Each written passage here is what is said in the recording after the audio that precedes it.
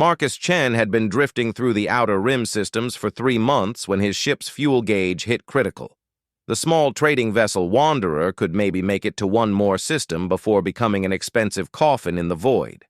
That's when his scanners picked up the signal from Kepler 4442c, a modest agricultural world with a surprising entry in the Galactic Employment Database, seeking experienced craftsperson for specialized manufacturing role, housing and sustenance provided. Experience with delicate assembly work preferred. Non-carbon-based applicants need not apply. Marcus raised an eyebrow at that last part, but desperation made him less picky than usual. He set course for the coordinates. The planet was a patchwork of rolling green hills, dotted with what looked like massive crystalline structures. As he descended through the atmosphere, Marcus realized these weren't buildings but enormous trees made of some translucent, living crystal. The settlement was built around their bases, with structures that seemed to grow organically from the ground itself. The landing pad was clearly designed for ships much smaller than human vessels, but Marcus managed to squeeze the Wanderer down without causing too much property damage. A delegation of locals waited for him, and Marcus had to blink twice to process what he was seeing. They looked like walking flowers. Each stood about 4 feet tall, with bodies resembling thick stems topped with elaborate blooms in brilliant colors. Delicate tendril arms emerged from their midsections, and they moved with a swaying grace that reminded Marcus of kelp in an ocean current. The apparent leader, whose petals shifted from deep purple to golden yellow as it approached, spoke in a melodious tone that his universal translator rendered as, "Welcome, human friend Marcus. I am Resonance of Dawn through crystals, but you may call me Dawn. We are most pleased you answered our posting." "Thanks," Marcus replied, shouldering his duffel bag. "I have to admit, I'm curious about this manufacturing job. What exactly am I manufacturing?" Dawn's petals flickered through. Several colors. What Marcus would learn was the Verdani equivalent of nervous laughter. All will be explained. First, you must meet our community and understand our situation. The tour that followed was unlike anything Marcus had experienced. The Verdani, as they called themselves, had built a society that was part garden, part workshop, and part nursery. They showed him hydroponic bays where they cultivated not crops, but what looked like tiny, glowing orbs. "These are our seeds," Dawn explained, gesturing with a tendril toward a particularly bright cluster. "But they are incomplete."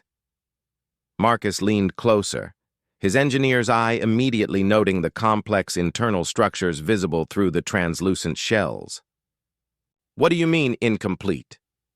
Another Verdani, this one with silver-blue petals, joined them. Dawn introduced her as Harmony of Growing Things. "For generations," Harmony began, "we have struggled with a crisis. Our seeds lack the final catalyst, needed for proper development. Without it, they remain dormant. Our population dwindles. And you think I can help with that? Human creativity is legendary throughout the galaxy," Dawn said, petals brightening. "Your species has a gift for finding solutions others cannot see. We have studied your manufacturing techniques, your problem-solving methods.